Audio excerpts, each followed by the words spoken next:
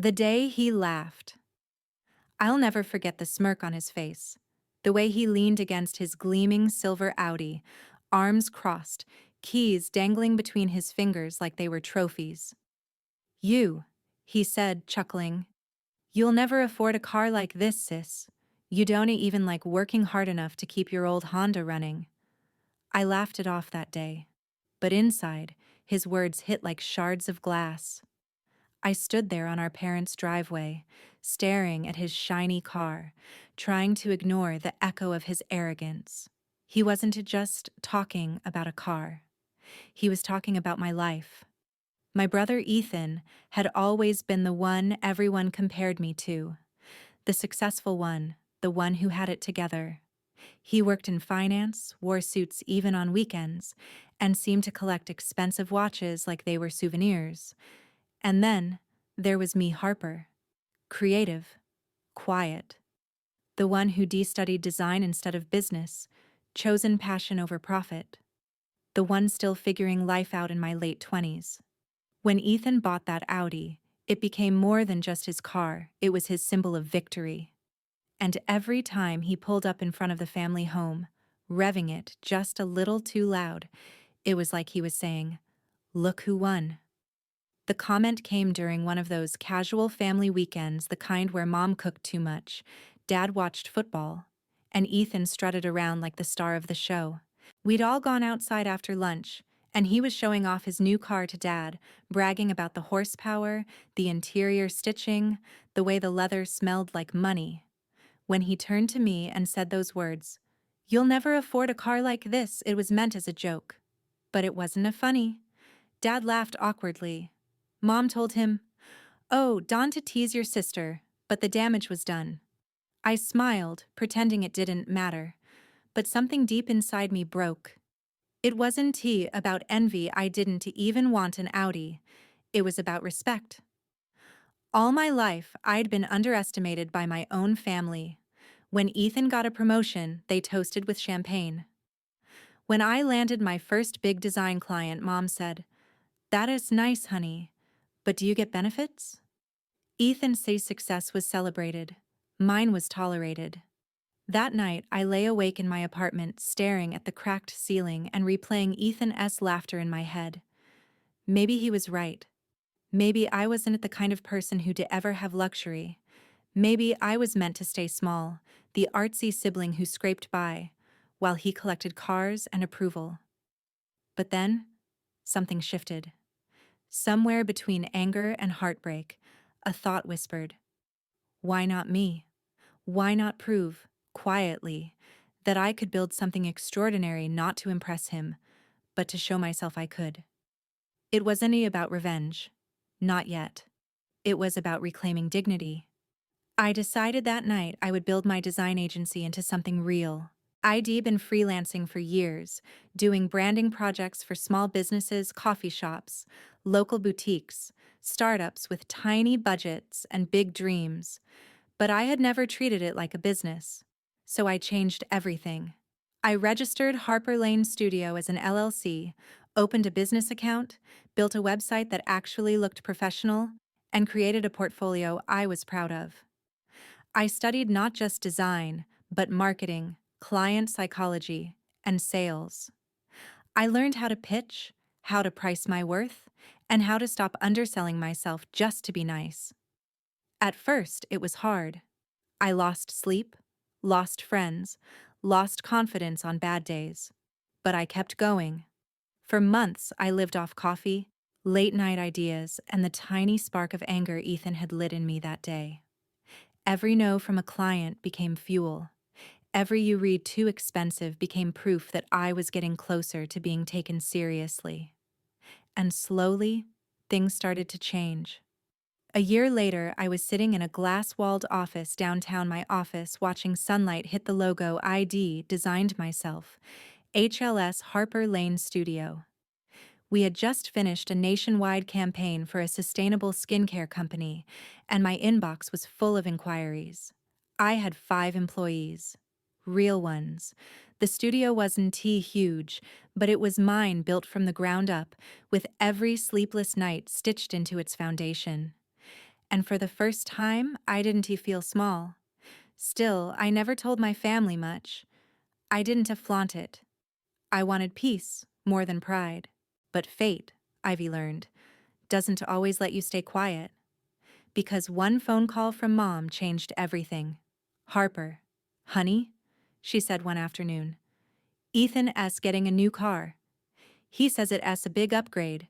Maybe you can come to the barbecue next weekend and see it. I almost laughed. Of course he was. A new car meant a new chance to gloat. And part of me, the part that remembered every smirk, every patronizing laugh, wanted to see his face when I showed up not as the artsy failure, but as someone who had quietly built her own empire. What he didn't know, yet what no one knew yet, was that I had just bought my dream car. Not to show off, not to compete, but to celebrate. It wasn't an Audi. It wasn't even close. It was a Lamborghini Huracan Evo matte white, fierce, and unapologetically bold. When I parked it in the showroom, I didn't think about Ethan. I thought about every night I doubted myself, every you can tee that ID turned into a watch me. And I knew the next family barbecue would be unforgettable. The barbecue. The sky was clear that Saturday afternoon, the kind of blue that made everything seem sharper, louder, more cinematic. I remember sitting in my Lamborghini at the end of my parents' street, my hands resting on the steering wheel, my heart pounding hard enough to make the leather vibrate beneath my palms. I wasn't nervous about seeing Ethan. I wasn't even nervous about the inevitable comments from my parents. No. What made my pulse race was the symbolism of it all. For years, that driveway had been a stage where Ethan performed his success. Now, it was my turn. I eased the car forward, its engine humming like restrained thunder. Neighbors turned their heads as I passed. One man stopped mid-conversation, eyes widening. I smiled a small private smile and turned into my parents' driveway. Ethan S. car was already there, polished to perfection as always, but today it looked like a toy beside mine. I parked behind it, killed the engine, and let the silence settle for a moment. Then I stepped out. The first person to see me was my mom. She was standing by the grill with a pair of tongs in hand, wearing her floral apron and her Sunday optimism. "Harper," she said, waving, "you made it." Her smile faltered mid-wave when she saw the car. Oh my goodness. Then came my dad, curious as always, wiping his hands on a towel. "Is that yours?" I nodded, suppressing a grin. "Yeah. Just picked it up last week." For a second, neither of them spoke. Then Mom laughed nervously, the way she always did when her expectations had been shattered. "Well, I guess our little girl isn't so little anymore." "Harper?" Thaddeus' dad began, walking around it, inspecting every curve. "That's a Lamborghini, isn't it?" "Huracan Evo," I said. 2022. Before they could ask anything else, the back door creaked open, and Ethan stepped out, sunglasses on, beer in hand, that same smirk plastered across his face. And then he saw it. At first, he froze. Just for a second. Then, predictably, he tried to recover with a laugh. "No way," he said, shaking his head. "This yours? Did you rent it or something?" I smiled softly. "Nope. Bought it." His laughter stopped. "You're joking." "I am not." He stared at me like he couldn't compute what he was seeing. Then he walked around the car, inspecting it like he was trying to find proof it wasn't too real. How do you even afford this?" His voice carried that same mix of disbelief and defensiveness that used to crush me when we were younger. But this time, I didn't shrink. I just said, "Work." "You know, that thing you said I didn't like doing?" Dad chuckled under his breath, trying to diffuse the tension, but Ethan didn't laugh. He kept circling the car like a shark that had lost its sense of dominance. "Well," he said finally, forcing a grin, "guess those little art projects of yours paid off, huh?" Guess so. Inside, the house felt too small for both our egos. Mom tried to keep conversation light, asking about my business as she served potato salad and ribs, but I could tell she was trying to understand what had changed. "How's your work going, dear?" she asked. "Good," I said simply. "We just signed a long-term branding contract with a global tech firm." Her eyes widened slightly. "Global? Oh, that's wonderful." Ethan rolled his eyes. "Come on, Mom. Everyone says global these days. Probably just a mid-sized company." I turned to him calmly. "Actually, it has tech sphere." He blinked. "Tech sphere? As in the tech sphere?" "Yeah. They reached out to us last quarter." Silence. Even Dad looked impressed. Ethan picked up his beer, clearly uncomfortable, and muttered something about needing to check on the grill. For once, I didn't chase the conversation. I didn't need to try to make peace or fill the silence. I let it hang heavy and deserved. Later, while everyone was eating, Ethan came back and sat across from me. His tone was casual, but his eyes were in tea. "So, what are you pulling in now?" It wasn't tea curiosity, it was competition. I smiled faintly. Enough. Enough for a Lamborghini, clearly. He took a sip of his beer. "Good for you, sis." "Really? I didn't think you had it in you." It sounded like a compliment, but it wasn't he. It was disbelief disguised as praise. "Neither did I said, until someone told me I'd never afford a car like his." He looked up sharply. The air between us went still. Mom, oblivious, was chatting with Dad about next weekend's plans. The sound of sizzling meat filled the silence. Ethan finally smirked, leaning back. "Guess my words lit a fire under you, huh?" "Guess so," I said. "Thanks for that." He chuckled, but it was hollow. For the first time in my life, I saw something in his eyes I'd never seen before: uncertainty. When dinner ended, I went outside first. The evening light had turned the Lamborghini into liquid gold. I stood there for a moment, watching its reflection on the driveway, watching myself reflected in it.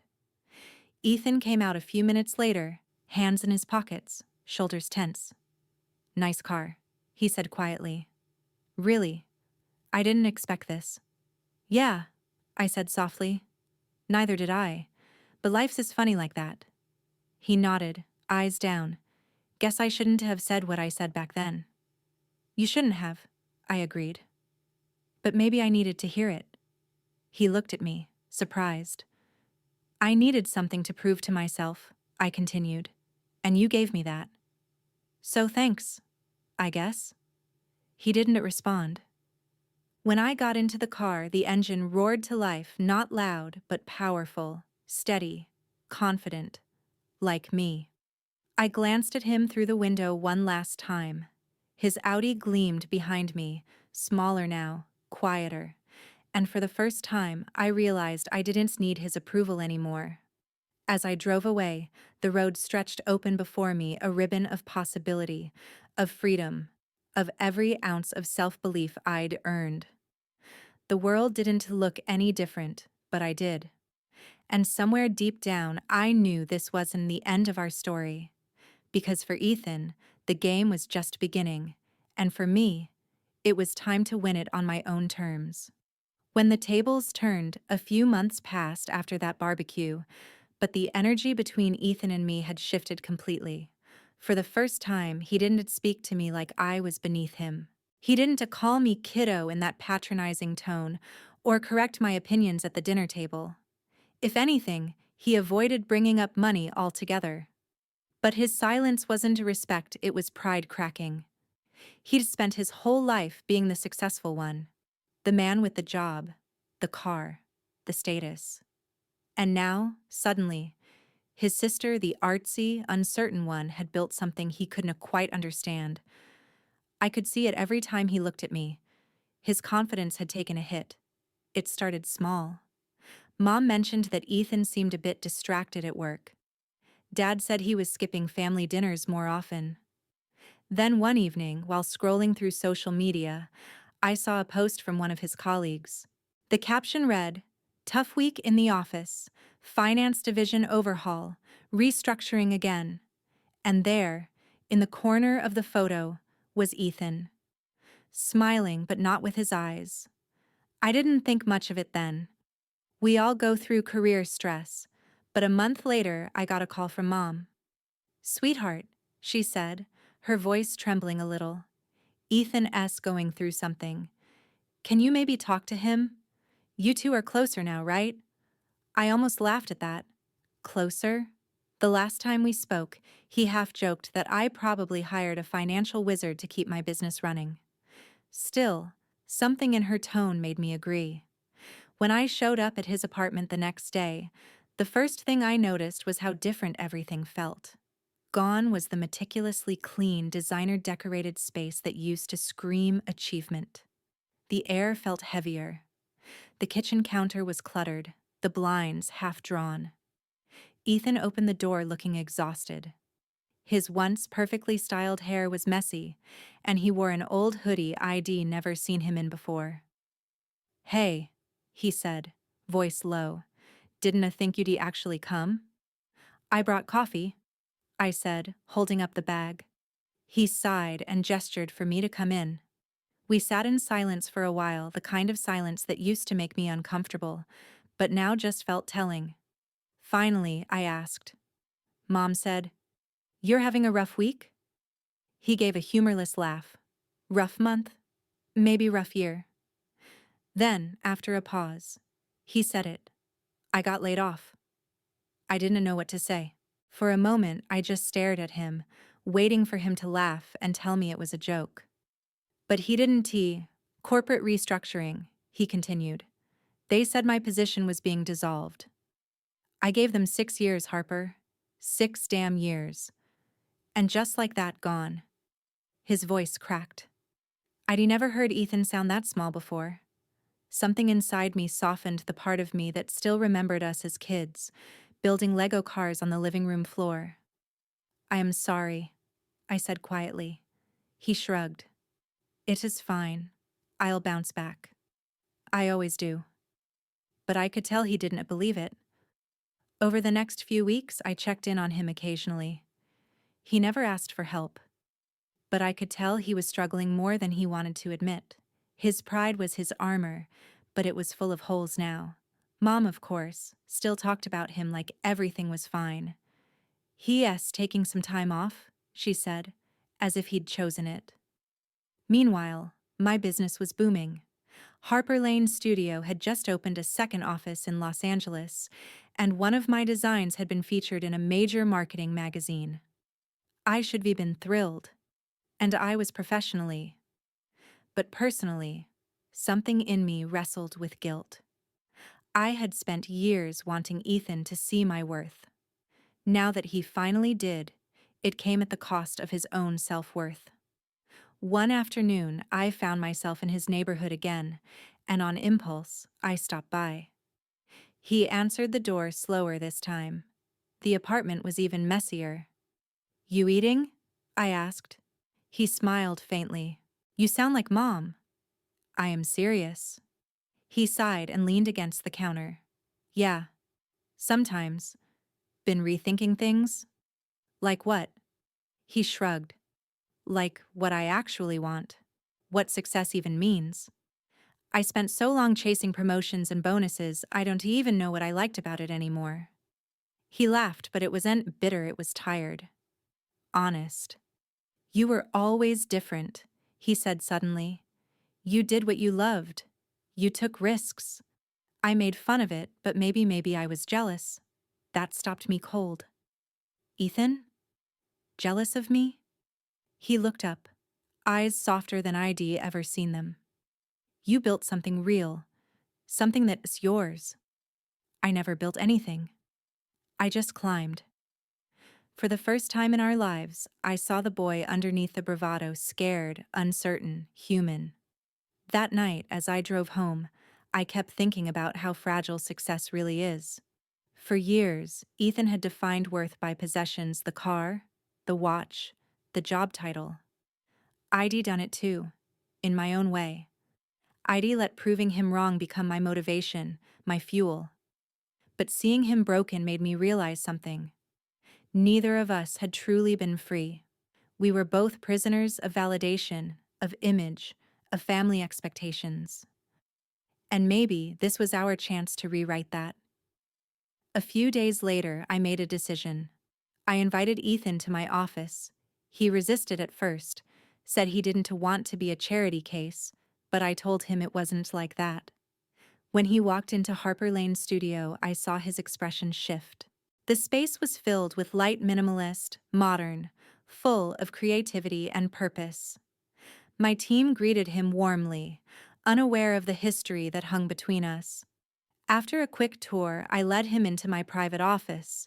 "Ethan," I said, closing the door, "I am expanding into corporate consulting, brand strategy, and business management. You've got the experience I don't. If you're open to it, I'd like you to join as a consultant." He stared at me like he hadn't heard correctly. "You're offering me a job?" "No," I said with a small smile. "I'm offering you a partnership." He blinked several times, disbelief flickering into humility. "I don't know what to say." "Say yes," I said softly, "and let us build something we can both be proud of." He didn't answer right away, but the look in his eyes said everything. This wasn't charity. This was healing. For both of us. And as I watched him take a slow, steady breath, I realized something that had taken me years to learn.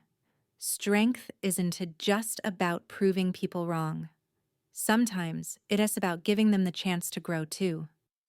End of the rebuild. The first day Ethan stepped into Harper Lane's studio as my new partner was surreal.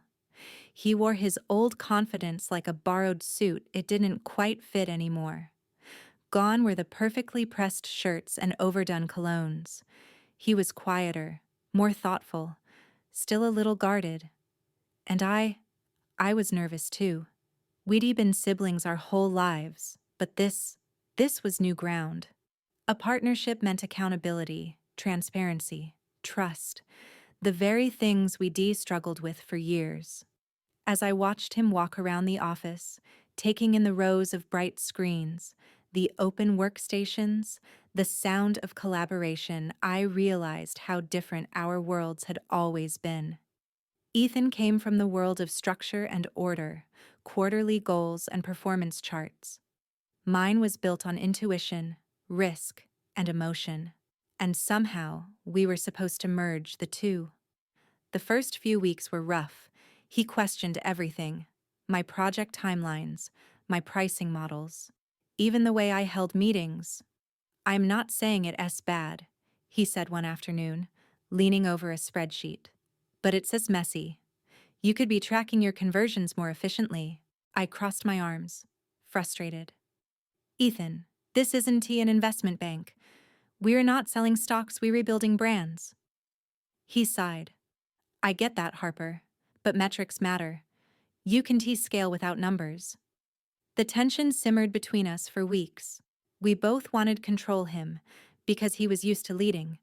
Me, because I had fought too hard to hand over what I built. Mom could sense the friction. When she invited us for dinner one Sunday, she said carefully, "It is good you two are working together.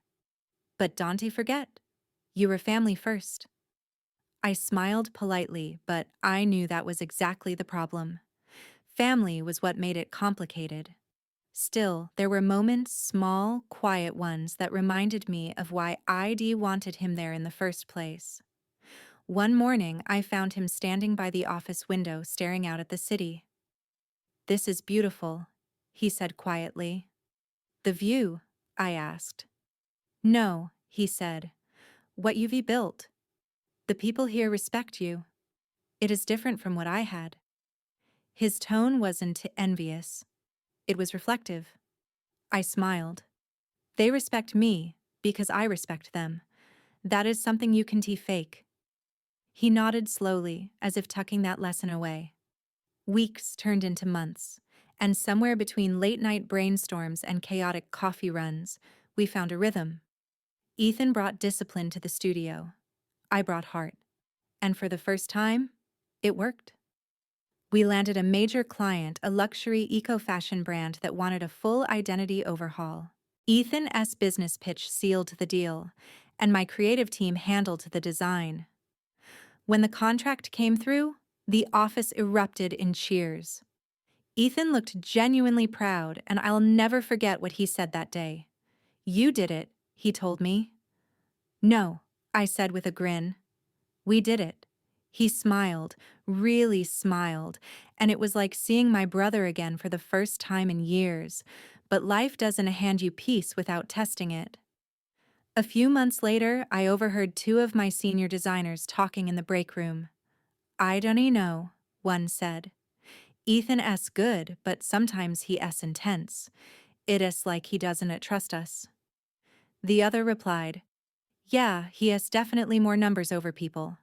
I just hope Harper keeps her voice in all this." I froze behind the door. Their words hit hard not because they were wrong, but because I'd been feeling it too. Ethan's old patterns were creeping back. He'd started taking charge of meetings, making executive decisions without looping me in. It wasn't a malicious, it was habit. He was a leader by conditioning, but it reopened an old wound I thought had healed. That night, I called him into my office. "Ethan," I said calmly, "we need to talk about boundaries." He looked confused. "Boundaries? You've been running things your way again. Without asking. Without trusting." He frowned. "I am just trying to make things more efficient. You brought me here to help, didn't you?" "Yes," I said, my voice rising slightly. "To help, not to take over. You don't have to prove anything to me." The room went silent. The tension was thick enough to taste. Finally, he exhaled. "You're right." It was the first time I'd ever heard him say that without resentment. "I don't know how to switch it off," he admitted. "All those years in corporate, it rewires you. You start believing control is the same as worth." I nodded, my anger softening. "I know. I spent years thinking success was proving you wrong. Maybe we were both still unlearning things." He smiled faintly. "You've always been braver than me, Harper. You jumped before the net appeared." I waited for permission that never came. After that night, something changed. Ethan started listening more, not just hearing, but listening. He learned my team's names, their strengths, their quirks. He stopped using jargon and started asking questions. And slowly, people warmed to him. One afternoon, I watched him laughing with our lead designer Maya over coffee. The sight made my heart swell. For the first time, this didn't feel like a fragile truce, it felt like real partnership. He wasn't the man who measured worth by luxury cars or salary numbers anymore. He was becoming someone I respected not because he was my brother, but because he was finally himself. A few months later, we were invited to speak at a local entrepreneurship conference. I was the creative keynote, and Ethan was on a panel about business resilience. I'll never forget watching him on that stage. He spoke honestly about failure, about ego, about rediscovering purpose. And when he mentioned me, my sister, who taught me that success without meaning is just noise, the audience applauded. I felt tears sting my eyes. For the first time, I wasn't invisible in his story. When we left the stage, Ethan turned to me and said, "You know, if Dad could see us now, he'd probably still ask why I didn't become a lawyer." We both laughed, the kind of laugh that carried years of healing inside it. "Maybe," I said, "but Mom would say she always knew we'd figure it out." He nodded. "Yeah, she probably would." That night, after the conference, I drove home in silence, the good kind of silence, filled with peace instead of pain. It struck me how far we'd both come. From envy to empathy, from competition to connection.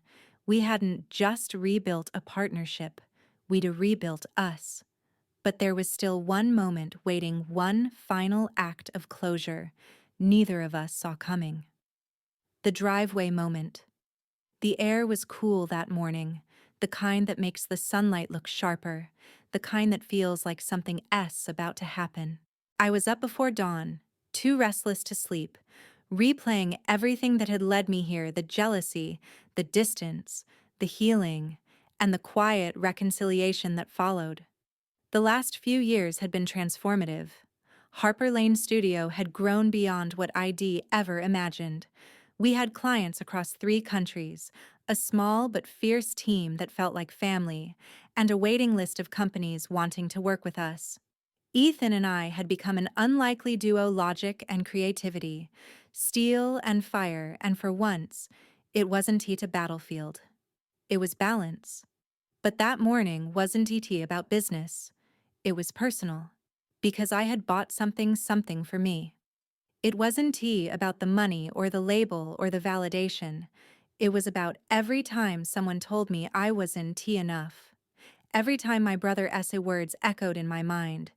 You'll never afford a car like mine. The memory used to sting. Now it just made me smile. When the truck pulled up in front of my building, I stood by the window, heart pounding. The driver jumped out and waved at me. "Delivery for Ms. Harper Lane," he called. I signed the papers, hands trembling as I watched the sleek white Lamborghini roll off the flatbed. The sun hit the windshield just right, and for a second, it looked like the car was glowing. I ran my hand over the hood, smooth, warm, unreal. The leather interior still smelled new, rich with that scent of possibility. I didn't buy it to flaunt it. I bought it because it symbolized something bigger, a promise kept, a mountain climbed, a moment of truth. That weekend, Mom invited us over for brunch. Ethan would be there. I hadn't told anyone about the car. When I pulled into the driveway, I could see Ethan's silver Mercedes already parked by the garage, the same model he'd once bragged about as untouchable. I slowed the car just enough for the engine to purr, that deep, unmistakable growl that turns heads even before you see it. Mom stepped outside first, shielding her eyes from the glare. "Harper, is that—" I smiled. "It is." Ethan appeared behind her, coffee mug in hand, mid-sentence until he saw it. The cup froze halfway to his mouth. His eyes widened, then narrowed, like his brain was trying to compute the sight in front of him. "Wait, that is yours?" he asked. I nodded. "Picked it up Friday." For a full 10 seconds, he didn't say a word. Then, finally, a slow, incredulous smile crept across his face. "I'll be damned," he said softly. "You actually did it." I stepped out, heels clicking against the driveway. "You said I'd never afford a car like yours," I reminded him lightly. "So I figured I'd just aim a little higher." Mom laughed, clapping her hands. "Oh, you too? If your father were here, actually, he'd probably ask about the mileage and insurance." That broke the tension, and Ethan laughed too, a real belly-deep laugh that filled the space between us. Later, after Mom went inside, Ethan and I stood by the cars, watching the light bounce off the paint. He ran his hand over the Lamborghini S mirror, shaking his head. "You know, I used to think things like this were proof ID made it. The car, the job, the watch, all of it. But seeing you here, knowing where you started it is different. You earned this, Harper." I smiled, softer this time. "So did you, in your own way." He looked at me, then really looked, and I could see it. The pride, the regret, the quiet understanding. "You proved me wrong," he said. "No," I said. "I proved me right." Inside, Mom had laid out pancakes, fruit, and coffee. The air smelled like vanilla and maple syrup, just like when we were kids. We sat down together, for once, without the invisible walls between us. Ethan teased me about my fancy car. I teased him about his outdated playlist, and Mom beamed like her heart could finally rest. At one point, Ethan leaned back and said, "You know what the craziest part is? That car isn't even the most impressive thing about you." I smiled. "I know. But it sure is fun to drive." That evening, I took the car for a quiet ride through the city. The sky had turned to rose and gold, and as the wind whipped through my hair, I thought about the girl I used to be, the one sitting on a bus, counting coins, feeling small, feeling invisible. She would be never believed this was her life. But I did, because I built it. One late night, one risk, one hard choice at a time. When I finally pulled back into my apartment-esque garage, I sat there for a long while, engine humming low. The car wasn't a trophy, it was a reminder that every you can TID ever heard had become fuel. And that success, real success, isn't about the price tag about the peace you find when you stop needing to prove anything to anyone. As I turned off the ignition, I whispered to myself, "You made it." Not because of the Lamborghini, because you never stopped driving. That night, Ethan texted me a picture. It was our two cars side by side in Mom's driveway, with the caption, "Guess we finally learned to park on the same side." I laughed out loud and maybe cried a little too, because he was right. We'd both found our lanes, and for the first time, they finally ran parallel.